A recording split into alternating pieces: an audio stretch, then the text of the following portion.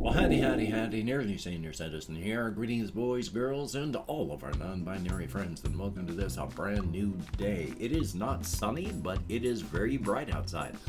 I wake up at 6:30. Well, I get out of bed at 6:30. I'm awake anywhere from like 4:30 onward, but when I get out of bed at 6:30, it's bright anymore.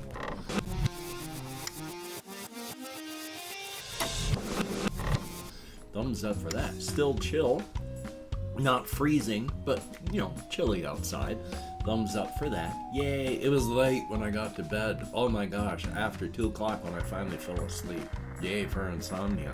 And of course, front-loading of videos. Hey, if you could toss me a like, that'd be awesome. If you could subscribe to the channel, that'd be very cool. If you could leave me a comment, that would be double plus good. And I would like to thank each and every one of my Patreon patrons. These are literally beautiful and literally awesome people who help to keep me and my aging pet metabolizing. If you would like to help keep me and my aging pet metabolizing, I am just salivating like crazy around my dentures today. Then I have links in the video description for the Patreon, as well as a PayPal for possible donations, an Amazon wishlist link with things like pet food on it. And while there is a post office box, I'm going in this week and just going to turn in my key. So thumbs up. I just can't afford it. Hokey smokes, it's over $200 in a year now to pay for it. I can't afford that. And I can't ask anyone else to pay for that either. Whew. Front loading of videos over. Yay. Oh boy. Yeah, so yesterday was a day, and last night was a night, and today I am really hurting. Oh boy. I have a really bad joint in my back where your sacrum attaches to the rest of your pelvis. You have 2 joints. Both of those are really sore ever since I injured my back in 2003. Right now, this one on the left side is on fire this morning. Oh, joy. And that's after taking pain medication. I've mentioned before, I use cannabis for pain control. Before I smoked the bowl this morning, I could barely move my hands. It was horrific. And while they still hurt now, at least I can use them, I can function, and that's a good thing. Now, I think there's still a question on how cannabis treats pain, because fentanyl as a medication is a hypnotic. I have had fentanyl when I have had colonoscopies. When that happens, you actually just forget that you are hurting as you hurt. So you feel the pain and then instantly forget that you are feeling pain. And that's a lot of how it deals with pain. Cannabis, I think that's still out on how exactly the mechanism works, but it works, and I'm glad about that. If it weren't for this too as well, oh my gosh, I don't think I'd be able to move this morning with that joint in my back. Oy vey. Still though, at least I'm alive. Checking my list here as well,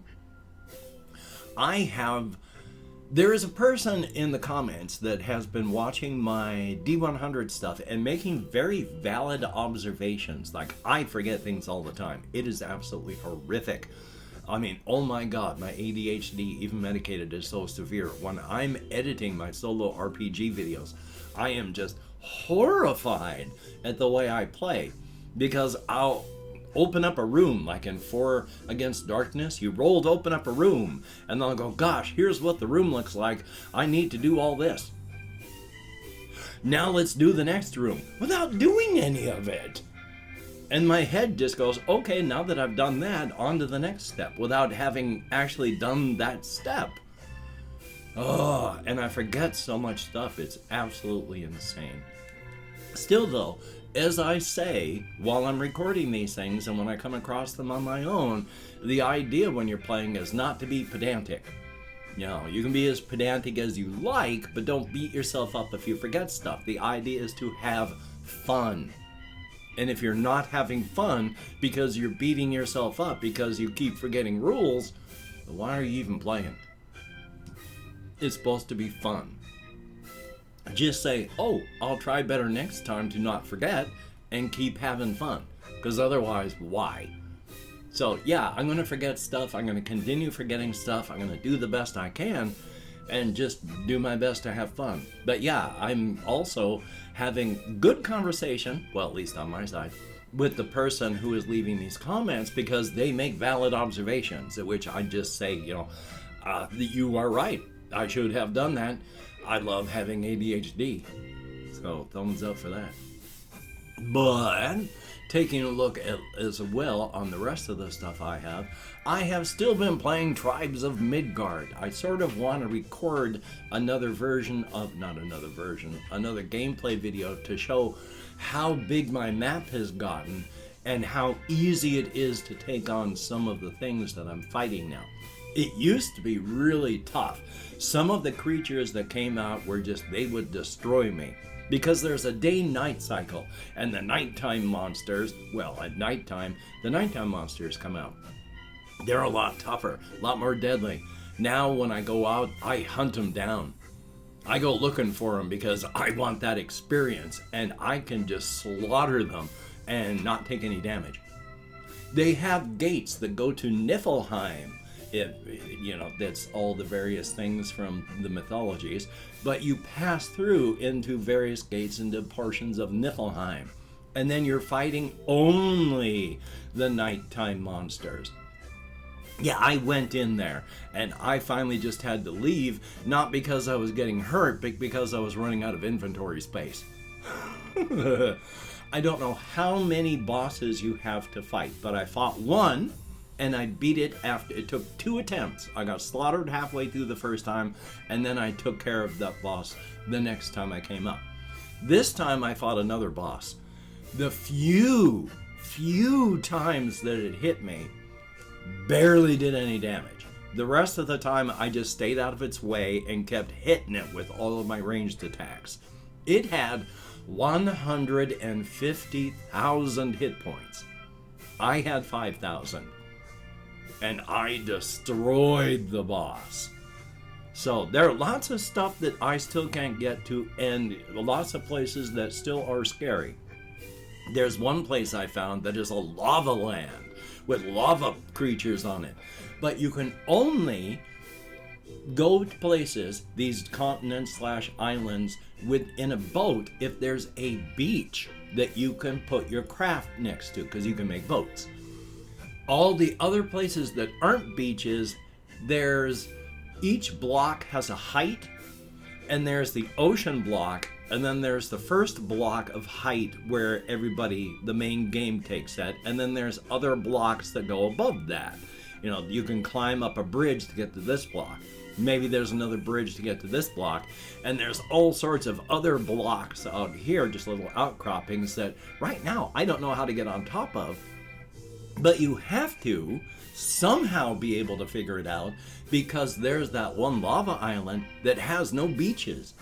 There are a lot of places out there where you sort of need to get in there, but there's no bridge, there's no beach, and I haven't found a way to do it yet. So there's still stuff to find out, and while I have mapped out like 2/3 of the map, the last time I beat the boss, it said, new locations are on your map. Took a look, and this entire dark area down here, there's a couple locations. Now, it is a flat world. And in fact, not only is a flat world in the game, but when you get out to the edges of the map, you can see where it's just flat. The water's flowing off into space. So, thumbs up on that. But it is a great game. If you have the opportunity to play Tribes of Midgard, thumbs up, do it. It is fun. I'm going to be playing more of it today. As well as Two Worlds. I have been racing around like a crazy person in the game Two Worlds. I beat it ages ago. I think my wife was still alive. So it's been a time. But I've just been replaying it, and just like in Tribes of Midgard, my character has become really tough. Not tough enough, but tough. There are creatures and monsters that right now I go hunting them, and I go in with my weapon and wham, wham, wham, and they're all gone. Whereas when I first started, I had to run away from all of those things because one of them would destroy me. There's still a lot tougher things, and I really need to work on my magic and stuff more. But Two Worlds, again, massive Eurojank game. But God, I don't know why, but I actually love me some Eurojank. It is actually awesome. So thumbs up on that. How much else do I have on my list? Gosh, not a whole lot. There is one thing that I wanted to talk about. I watched another Beau of the Fifth Column video. I watch his videos almost religiously. He is a leftist in Florida, rural Florida. He's a rural Floridian. He lives out with rural Florida people.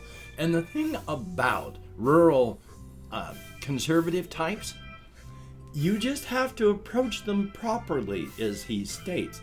A lot of the rural types that are traditionally conservative, they're already practicing leftist/socialist stuff just to survive. Farmer co-ops. What do you think a co-op is? They already practice a ton of leftist/socialist stuff. It's just that the only people that actually talk to them are the conservative politicians. Now, the conservative politicians talk to them about stuff that doesn't matter, and as soon as they got their votes, they just forget about it. But it's better than a lot of the left that just goes, well, it's not even worth trying to talk to them. So, of course, yeah, they go to the people that actually speak to them. Thumbs up. Of course, it's going to depend on the message. You know, if you're going to go to an NRA convention, you're not going to get a lot of votes if you're an anti-hand weapon stance. So, but still, point being, let's see if I can remember where I was going. Yes, he was talking about how there is the author Roald Dahl and how the publishers are editing the books so that they're more inclusive for today. And somebody wrote him a note saying, well, how would you feel if somebody did that to Mark Twain? And so, yeah, he talked about that and how trying to get the book as written to a younger generation is hard because you get only 3 pages into the book and you're going to come across something that would get you, well, if you used it, you would get your channel terminated for hate speech. That sort of thing. And any modern right American reader who goes through and reads this is going to come to the natural conclusion that Mark Twain was just racist, so why read it? Because American culture is terrible at context and history. And the thing is, of course, he wasn't a racist. Well, no more racist than anyone else at that time. Because especially, he put his money where his mouth was. He believed in equality. One of his beliefs was that it was the black people had their manhood ground out of them, and that it was our white people's shame, and we owed them for this. And again, he put his money where his mouth is. He went, and when there was this one black student who got accepted into a law college, Mark Twain paid for it. He did a lot of this stuff. A lot of his books were just plain satire, but we don't teach context in the U.S. And if you don't teach context, you're not going to see the satire, and you're going to come to the natural conclusion that he's racist. And so he was saying, well, how would I feel if they changed this? Well, back in 2011, they did. They already did. Over a decade ago, they went through and changed Mark Twain's books to take the problematic language out, to make it more inclusive, so that today's generations can actually read it and understand the context. Because that's a big thing that especially the conservatives don't get, is that all art has to be recontextualized for every generation.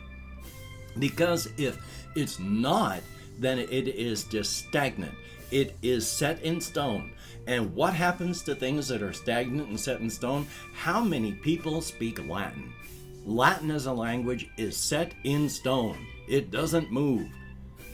It's a dead language. Things that don't move, that are stagnant, that are set in stone, are dead.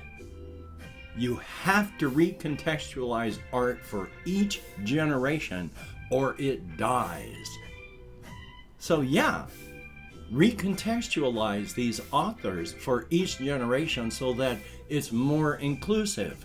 So that somebody reading it doesn't go, oh my God, what is he saying about these people? Or, oh yeah, nice words about fat people in here. Because they took out things like enormously fat to just enormous. Because why shame the very people that might be reading your book?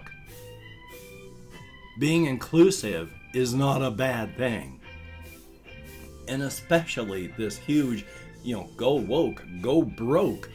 And all of the people that do that, yeah, they've got their conservative types, but there's that'll pay money for their things, but compared to everything else is horrible.